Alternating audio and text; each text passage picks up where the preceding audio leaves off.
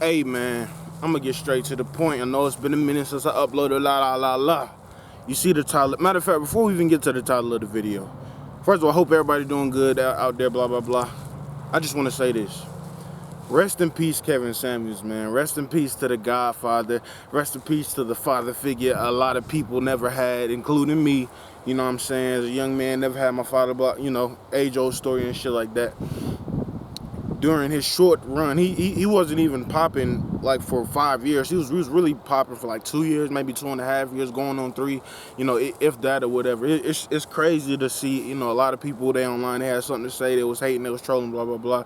But at the end of the day, it just go to show you that no matter what you doing, if you doing something righteous, if you doing something to help other people out, it's always gonna be somebody to hate. But whatever, I don't give a fuck about that. Rest in peace, like I said, to the Godfather, Kevin Samuels, man. He was an example on so many levels, especially for somebody like me, somebody making content and shit like that. We saw through him throughout the years. I went back on I found out about him, I think maybe over a year ago, whatever. And I went back into his catalog when he was talking about men and stuff like that and giving us stern advice that we motherfucking need and shit like that. And just his imprint and legacy will forever be appreciated, especially by open-minded and like-minded people like myself. So like I said, once again, rest in peace to Godfather, rest in peace Kevin Samuels, and let's get right into it, man. Ain't wasting no time. I ain't doing no edits on this shit. It is what it is. Hey, let's get it. The Heart Part 5. The Heart Part 5. You know, a lot of I know I'm late, but it is what it is. A lot of people they had something to say about this and this is so amazing, this is so great, and it just go to show you how big of a star, how big of Kendrick's legacy is, because I didn't really see too many bad reviews or anybody talking shit about it. But I've listened to this song about 5-6 times all the way through, but I'm gonna keep it hot. Initially, when I first turned on the song, I listened to it halfway through and I cut the shit off. You know why? Because it sounded like some old shit, which is cool because I'll take any verse. I don't give a fuck how old it is, how new it is from Kendrick. You know what I'm saying? But it sounded like something that could have been a verse that could have been on To Pimp a Butterfly, which is my favorite Kendrick album. You know what I'm saying? It sounded something like that, and the subject matter was the same. And at first, like I said, initially when I first turned it on, I was like, I already heard this shit. I specifically wanted to hear what was, me personally as a fan, I specifically wanted to hear what was going on in Kendrick's life, you know what I'm saying? All the shit that he's doing, you know, moving away from social media. I wanted to hear about why, you know what I'm saying? Maybe even some of the issues that he's dealt with, you know, behind the scenes or whatever. But maybe he just want to keep that behind the scenes. And this is just one fucking music video of many, of the rollout, which I believe Kendrick is going to be dropping this year. Mr. Nice Guy, I believe, and The Big Steppers is the name. Expect an album review for sure. I ain't gonna lie, man. It's been so many albums that done passed that I should have did a review on, but it is what it is. I'm here now and we here. But yeah though, man, like I said, when I first turned on this shit, I was like, I already heard this shit. He was using some of the same lyrical, miracle, spiritual words that he used in To Pimp a Butterfly or even Good Kid, Mad City and shit like that. And the subject matter was the same, but after I got over my initial feelings or whatever, and I went back to it a day or two later, I was like, yo, the line, hold up, let me quote it. The line, and I quote verbatim, he said, "I want the hood, look what I've done for you." That was a line that resonated throughout the song. That was basically the hook of the song or whatever. He said that like twice, and they put that like throughout three times in the song or whatever, and it really resonated with me the most, more than anything he said about the hood and the culture, which I will be addressing. But look, I just want to address that for right now. Him saying, "I want the hood and look at how much I've done for you." Kendrick Lamar has literally dedicated 2 or 3 fucking classic albums. Matter of fact, all the albums that he dropped, all the mixtapes he dropped, you can say them shit's a classic, but especially the ones on DSPs or whatever. Everything after Good Kid, Mad City, except for Untitled Unmastered, but that's a whole nother story.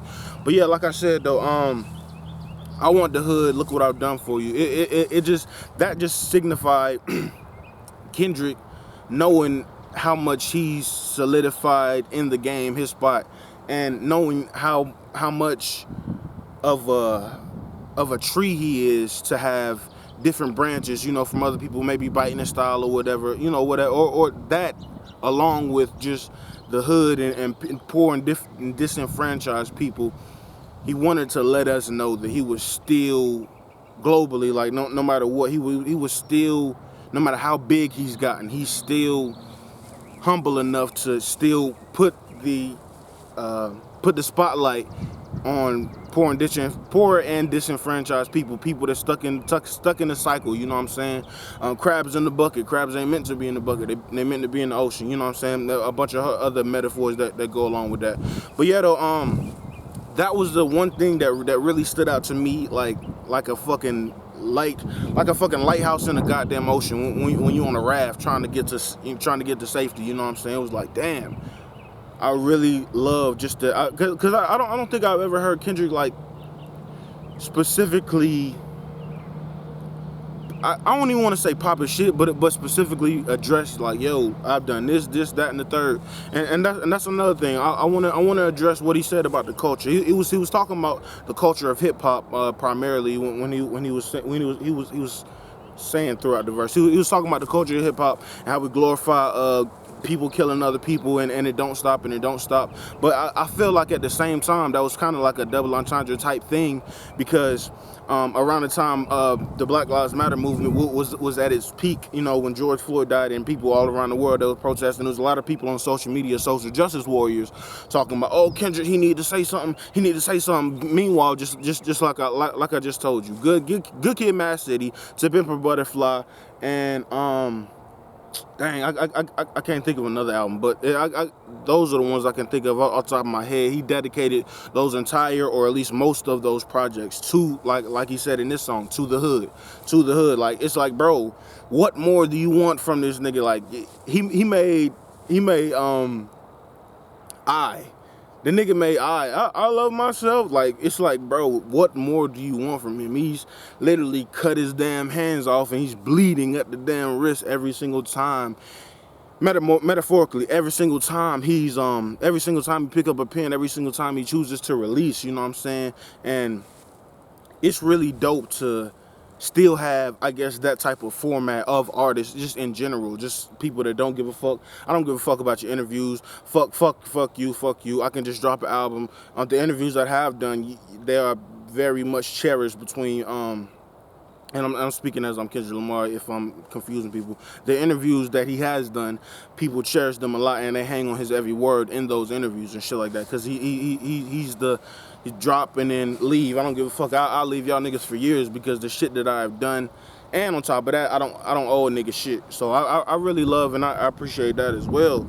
But let me see. Spawns Black. Like I said, Kendrick, he made I feel like he made a point to respond to the backlash and shit like that he was receiving from people online looking for answers and shit like that. I really like the jazzy, classic Kendrick sound. I believe that, like, just that type of shit, that's the true motherfucking type beat. I guess that's the only term I can think of right now. When we talking about Kendrick and we talking about when we know he's gonna deliver the best, it's some jazz, it's a saxophone in there, like some jazz drums and shit like that, a smooth, mellow tempo, and then it goes up, it goes down, and at some point in the song, he told the producer to take the drums out because he wanted to really get his shit off, and it was I know I'm going all over the place, but it is what it is.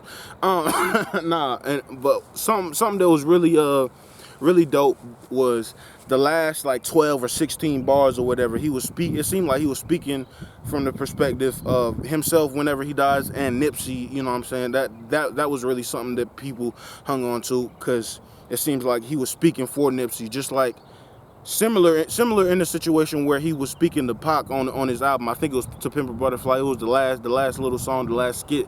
He had a type conversation with Pac, and it was recorded. Even though yeah. He had like a conversation through that. And Kendrick, all throughout his career, he's always been one Even on Duckworth, on Damn, you know what I'm saying, telling the story of the people around him, or the story of the people in the hood that has been, even if he didn't go through it, you know, directly and shit like that.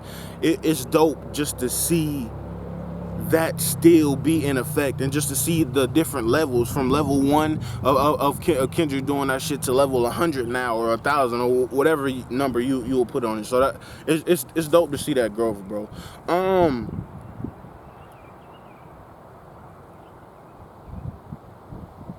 Already said that. Oh yeah. I guess the damn, I didn't said everything. The only thing I didn't speak on is the faces, the different faces in the. Oh yeah. I'm gonna end it on this. The different faces in the music video, where his face was changing and morphing into different people. I think that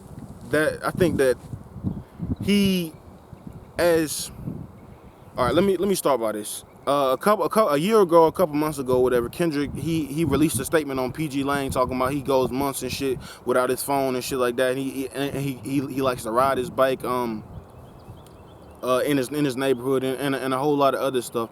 Basically saying like, how I took it is he's like preserving his energy, and he's really not getting into the tit for tat and really trying to find the hot topic bar, you know what I'm saying, the hot topic situation. Because like, for example, when I'm pretty sure we gonna hear it soon to come, but a lot of rappers, as soon as Will Smith smacked Chris Rock, niggas was eager to put that shit in the bar. But Kendrick isn't that type.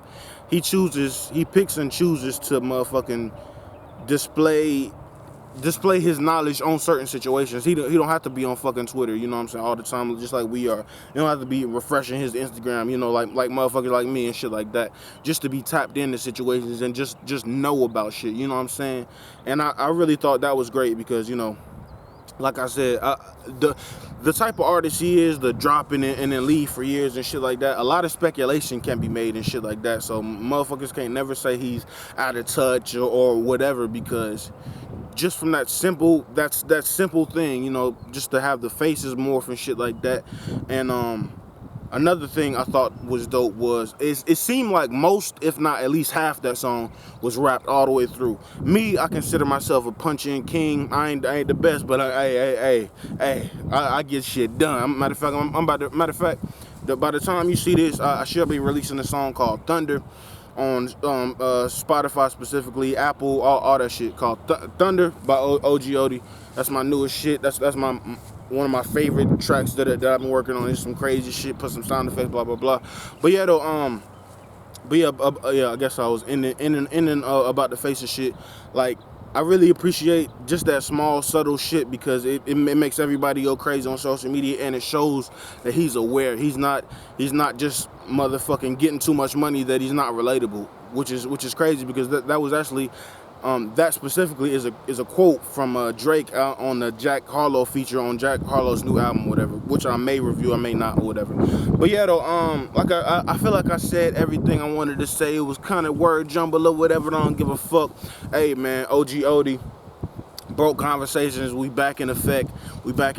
Be on the lookout for more. And like I said, Thunder, my new single.